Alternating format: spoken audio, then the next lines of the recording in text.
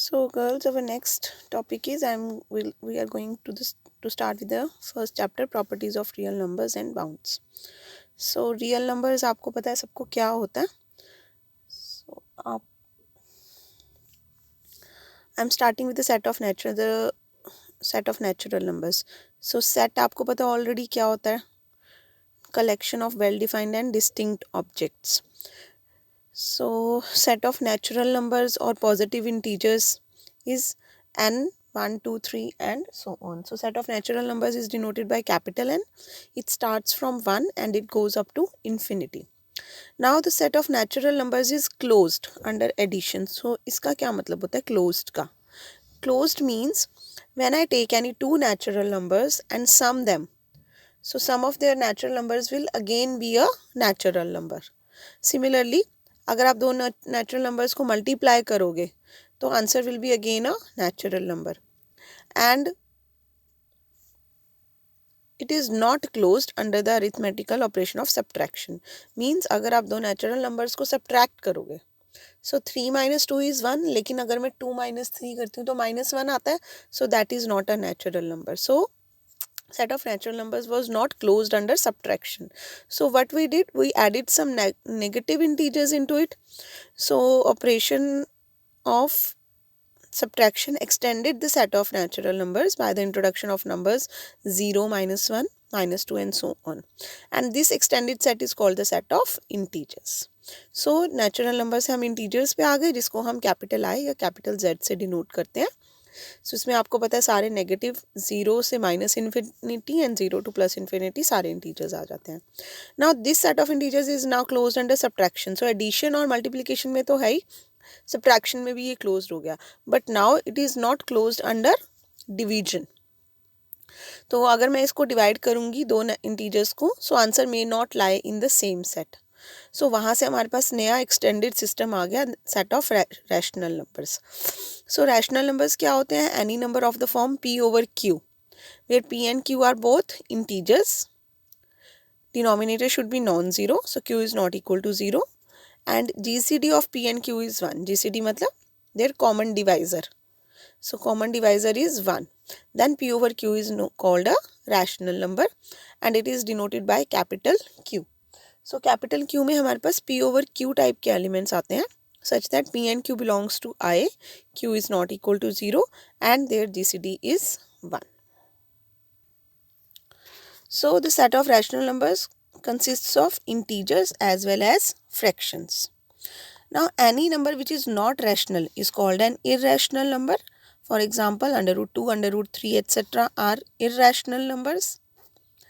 So it should be noted that every rational number can be expressed as a terminating or recurring decimal, whereas every irrational number can be expressed as a non-terminating infinite decimal. So आपको पता है √2 की अगर आप value exact value निकालते हो तो 1.732 के आगे बहुत सारी डिजिट्स आती हैं and they are non terminating. मतलब वो चलती जाती है, 10 डिजिट के बाद भी हमारे पास कुछ नंबर आता है. सो अगर जो इरेशनल नंबर्स होते हैं अगर हम उनको डेसिमल्स में एक्सप्रेस करते हैं तो we get non terminating infinite decimal. ना यहाँ पे ये बोल रहे हैं कि हमारे पास कोई भी अगर रैशनल नंबर है तो हम उसको नंबर लाइन पे लोकेट कर सकते हैं. सपोज करो मेरे पास है 1/4. सो 1/4 is a rational number. 1/4 is a rational number जिसकी वैल्यू 0.25 होती है. तो ये 0.25 को हम नंबर लाइन पे मार्क कर सकते हैं कि ये कहाँ लाई करेगा. But every point on the real number line is not a rational number. So every rational number can be represented as a point on the number line, but every point on the number line cannot always correspond to a rational number. So इसके लिए इन्होंने क्या किया, OA distance लिया 1, यहाँ पे 1 unit का एक स्क्वायर ड्रॉ किया. इस 1 यूनिट के स्क्वायर को ड्रॉ करके फिर ये OB डायगोनल फाइंड की. तो OB विल बी √2. तो इसका मतलब OB डिस्टेंस √2 है. सो OB को रेडियस लेके एक सर्कल ड्रॉ कर दिया. सो ये सर्कल नंबर लाइन को मीट कर रहा है P पे. तो OP जो होगा वो भी √2 होगा. So P is a point on number line but it is √2 units which is not a rational number. So आगे रियल नंबर्स आपको पता है, a number which is either rational और irrational is called a real number and the set of real numbers is denoted by capital R. Then prime number क्या होते हैं? A positive integer greater than 1 which has only two factors, 1 and itself is called a prime number. So 1 is not a prime number, 1 को हम prime नहीं बोलते, and 2 is the only even number which is prime. बाकी सारे prime numbers हमारे odd होते हैं. Then ये एक प्रॉपर्टी होती है कि if p is a prime number और p किसी प्रोडक्ट को डिवाइड कर रहा है, if p is a prime number and p divides a b, then either p divides a और p divides b, where a b belongs to I. Okay, इसका आप example ले सकते हो, जैसे कि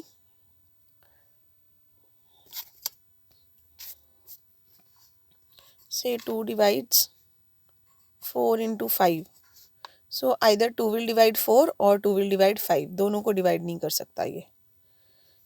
ठीक है, सो ये मतलब है इसका. If p divides A B then p divides either a और b, दोनों में से किसी एक को डिवाइड करता है. So now let us come to the example. तो ये तो बिल्कुल रिवीजन था, ये सारा कुछ आपको पता है ऑलरेडी. जस्ट एक रिवीजन कि सेट ऑफ नेचुरल नंबर्स क्या होते हैं, इंटीजर्स क्या होते हैं, rational numbers, irrational numbers and real numbers. So you should be very clear about their definitions. So first example, prove that under root 2 is an irrational number. prove करना है हमने इसको.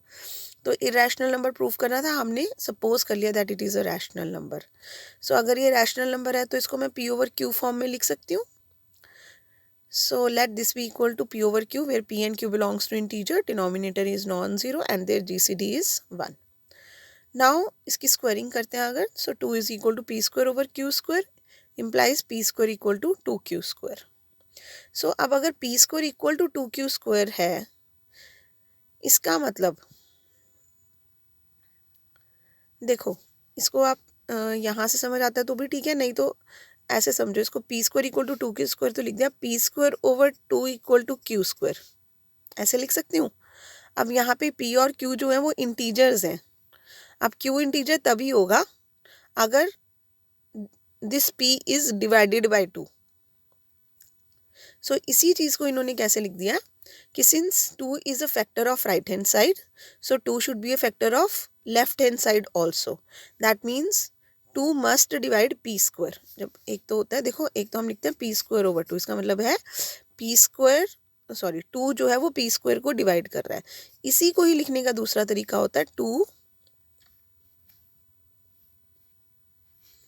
Divides p square. सो यहाँ पे जब vertical line लगाते हैं, इसका मतलब है 2 डिवाइड्स p स्क्वायर. इसको ऐसे भी लिख सकते हैं. So since 2 is a factor of right hand side, so 2 should be a factor of left hand side also. So that means 2 must divide p square. अगर 2 p स्क्वायर को divide कर रहा है तो 2 p को डेफिनेटली डिवाइड करेगा ही करेगा. So that means let p is equal to 2k where k is any integer. Now ये वाली value p is equal to 2k की यहीं पे पुट कर दी, तो we are getting 4k square equal to 2q square और q square equal to 2k square. Again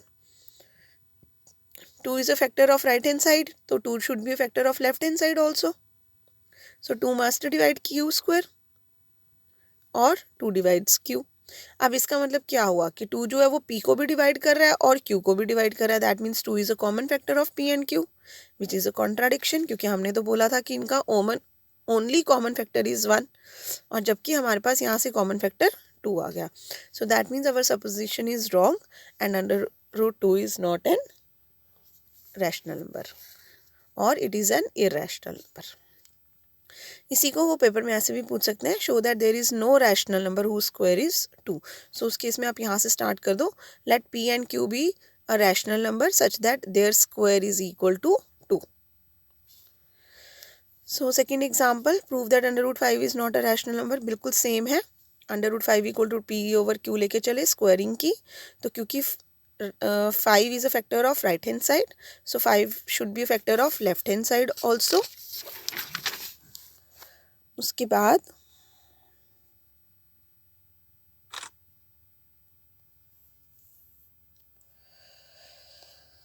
so 5 is a factor of left hand side का मतलब 5 divides p square, that is 5 divides p. तो let p is equal to 5k, substitute करेंगे तो 25k square equal to 5q square आ जाएगा और q square equal to 5k square. Again 5 is a factor of right hand side, so it should be a factor of left hand side also.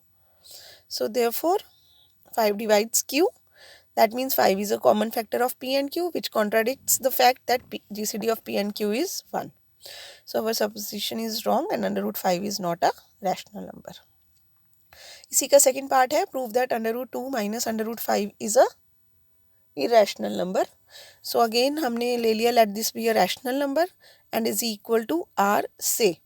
So we are getting under root 2 minus under root 5 is equal to r. So under root 2 is equal to under root 5 plus r. Squaring किया, so 2 is equal to 5 plus r square plus 2 under root 5 r. 2 under root 5 r को एक ही side रहने दिया और बाकी ले गए उधर, तो minus of r square plus 3. So finally I am getting under root 5 is equal to minus of r square plus 3 divided by 2r. अब देखो इसकी जो राइट हैंड साइड है, because r is a rational number जो हमने ऊपर suppose किया हुआ है, सो इसका मतलब r square plus 3 divided by 2r का नेगेटिव भी डेफिनेटली रैशनल नंबर ही होगा. So right hand side is a rational number, that means left hand side should also be a rational number. So therefore under root 5 is a rational number, but which is a contradiction, क्योंकि अभी हम ऊपर prove करके हटे हैं कि under root 5 is a irrational number. So our supposition is wrong.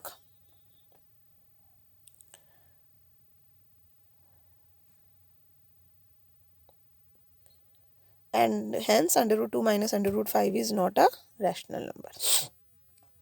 Third example है, they are saying if x is not equal to 0 and y is irrational number. तो y एक irrational number है और आपने उस y से x को divide किया सच दैट आपका जो आंसर आया है वो रैशनल आया है, that means x should also be a irrational. ये आपको प्रूव करना है. तो क्योंकि x over y is rational हमें गिवन है, तो हमने ले लिया let x over y is equal to l where l is a rational number.